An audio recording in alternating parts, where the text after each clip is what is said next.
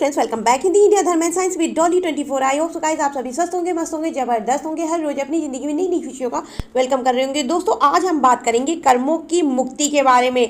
कर्मों की मुक्ति से हमें किस प्रकार से हमारे जीवन में सफलताएं मिल सकती हैं और ऐसे कौन से कर्म हैं जो हमारे जीवन में एक श्राप की भांति काम करते हैं, लेकिन हम जान नहीं पाते हैं कि ये किन वजह से हो रहा है और किस कारण से हो रहा है। इसी पर चर्चा करेंगे गाइस, लेकिन उससे पहले यदि आपने मेरा चैनल अभी तक सब्सक्राइब ना किया हो तो प्लीज़ सब्सक्राइब माय चैनल।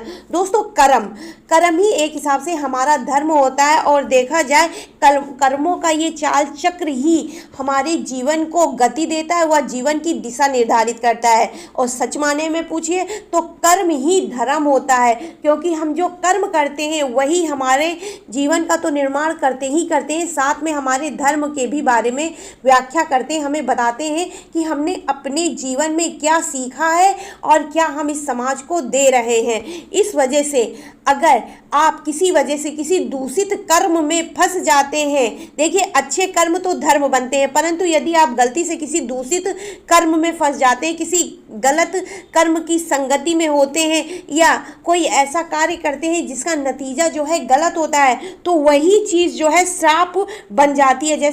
जैसे प्राचीन समय में ऋषि मुनि किसी भी गलत कार्य को करने पर जो है लोगों को श्राप दे देते थे, उसी तरह आज भी लोगों पर श्राप कार्य करता है। परंतु वो श्राप जरूरी नहीं है कि वो श्राप या कर्म जो बुरा कर्म होता है, फिर से हम आपको बता दें, जो कर्म गलत हो, न्याय संगत ना हो, धर्म के लिए सही ना हो और जिसके नतीजे हमेशा गलत हो समाज के लिए, वो हमेशा जो है श्राप की श्रेणी में आता है।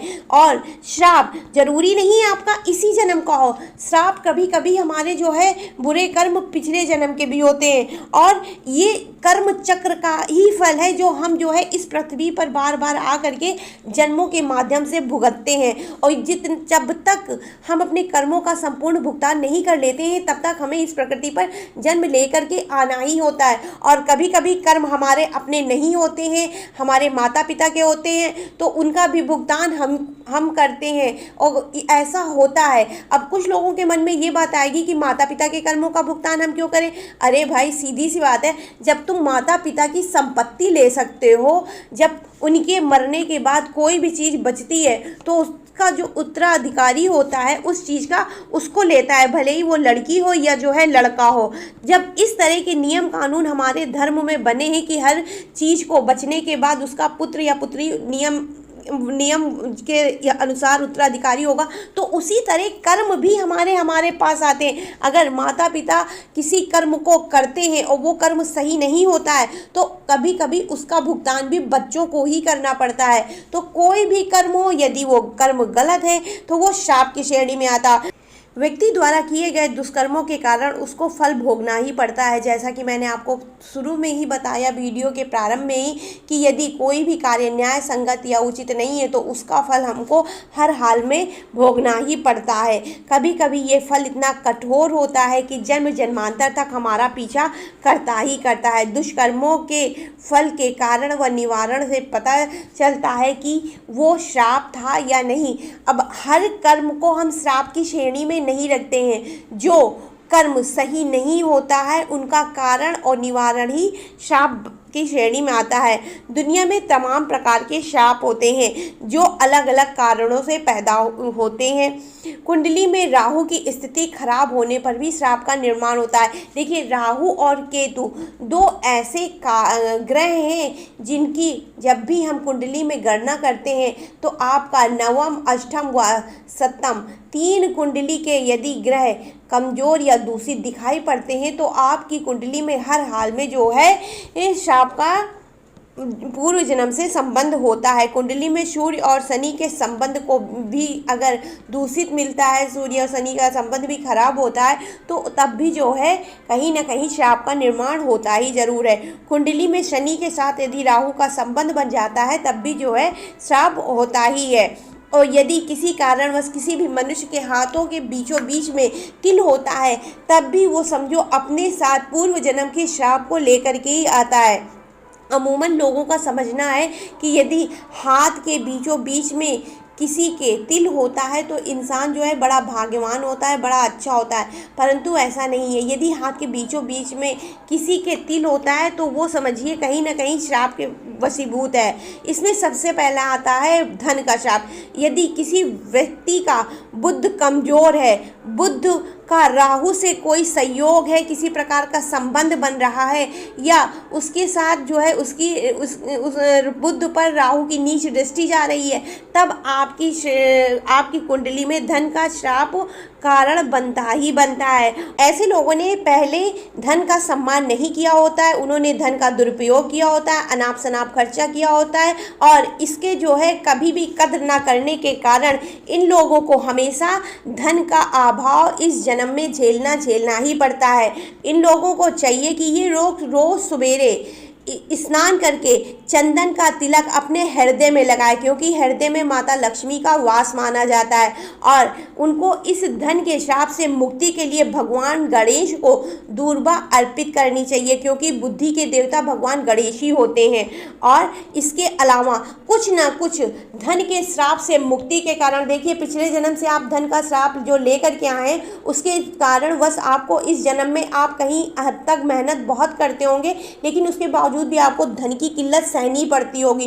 तो आपको चाहिए जितना हो सके आप धन का दान करो, नहीं कुछ 1 रुपये 2 रुपये का सिक्का ही दान करो। और अगर आप ऐसा नहीं कर सकते हैं तो थोड़ा बहुत खाने पीने की चीज़ें, 1 रोटी 2 रोटी अगर किसी को आप दान दे सकते हैं तो दान दे दीजिए। और अगर आप किसी को बिस्कुट का पैकेट या कुछ भी आप दान दे सकते हो, जो भी आप दान दें, ये याद रखिए कि सामने वाले की आत्मा को तृप्त करना चाहिए, आत्मा को खुश रखना चाहिए, तो आपको इस श्राप से जो है मुक्ति मिलेगी, आपके जीवन में धन का अभाव खत्म होगा।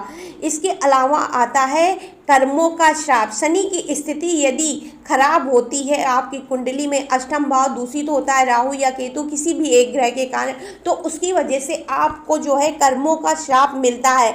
अब ये शनि और राहु के संयोग से श्राप का जो कि निर्माण होता है, इसके लिए हमको गणेश, नीले रंग के गणेश जी की जो है आराधना करनी चाहिए, जो कि विशिष्ट गणपति कहलाते हैं। साथ ही वक्र तुंडाय होम का अधिक से अधिक जाप करें, और अगर आप ऐसा नहीं कर सकते हैं तो गणेश भगवान के किसी भी मंत्र का जाप करें।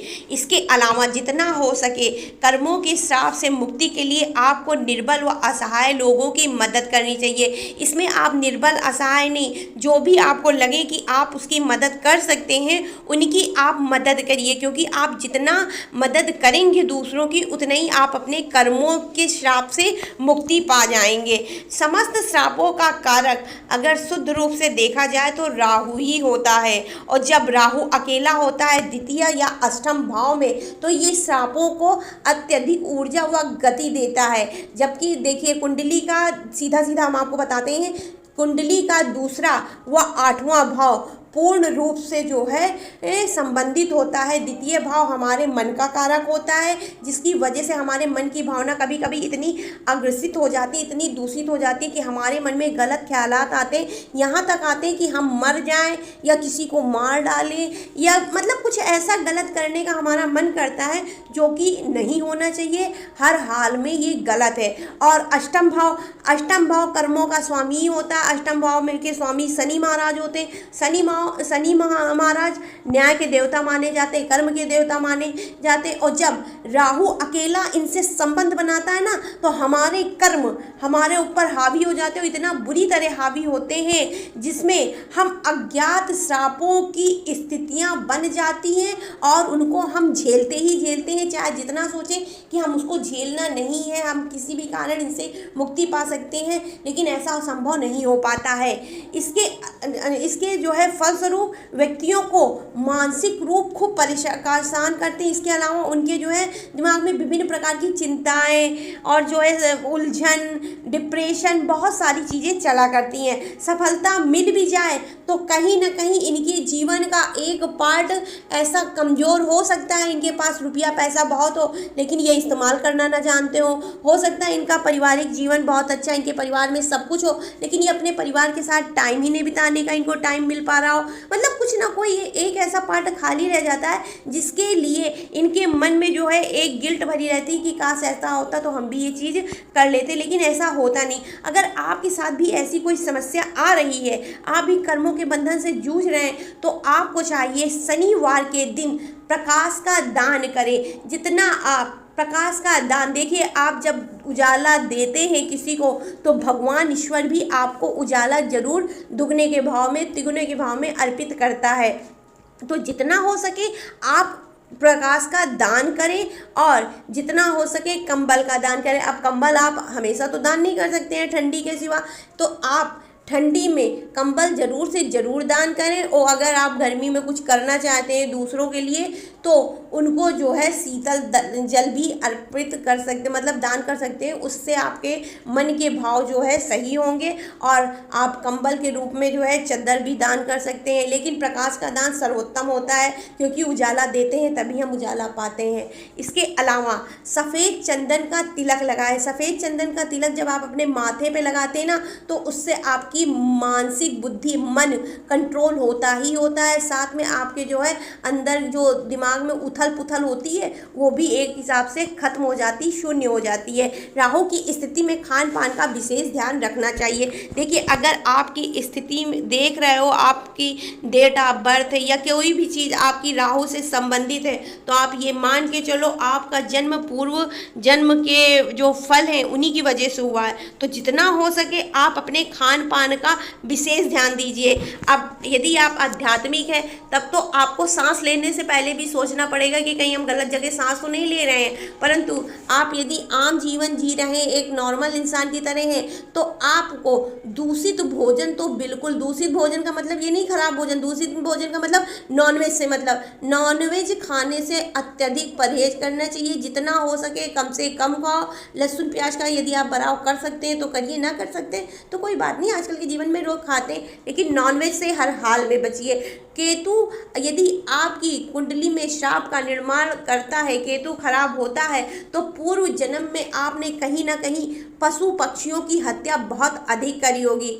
अब बहुत से लोगों के मन में आएगा भैया हम तो कोई ऐसा कार्य करते नहीं, तो पशु पक्षी, जरूरी नहीं है कि आपने पशु पक्षी की हत्या करी हो अपने लिए। हो सकता है आप कोई ऐसा बिजनेस कर रहे हो, या बहुत से लोगों की दुकानें होती हैं आजकल मीट वीट बेचने वाली, तो उसमें भी तो आप पशु पक्षियों की हत्या ही करते हैं ना, तो उस कारण से भी जो है श्राप का निर्माण हो जाता है। हरे पेड़ कटवाने से भी श्राप का प्रमुख कारण बनता है। ऐसी दशा में व्यक्ति को भय की वृत्ति, मतलब अनचाहे डर, फियर जो है उनके मन में आ जाते हैं। और कभी कभी अपयश का सामना, अपयश वो भी वो वाले अपयश कि आपने काम नहीं किए परंतु आपको पाप लग रहा है, आपने किसी के साथ गलत काम नहीं किया, आपने कहीं चोरी नहीं करी, आपने किसी को कुछ भी नहीं कहा, उसके बावजूद भी लोग आपको ब्लेम लगा रहे हैं फलाने ने ये काम किया, तो वो उस तरह के अपयश कि कर्म भी नहीं किया, दाग लग रहे हैं। और ये खास तौर से पशु पक्षियों की हत्या करने पर होता है। तो जितना हो सके आप इन सब चीज़ों से दूर रहें। इसके लिए आपको कुत्ते को रोटी हर हाल में खिलाना चाहिए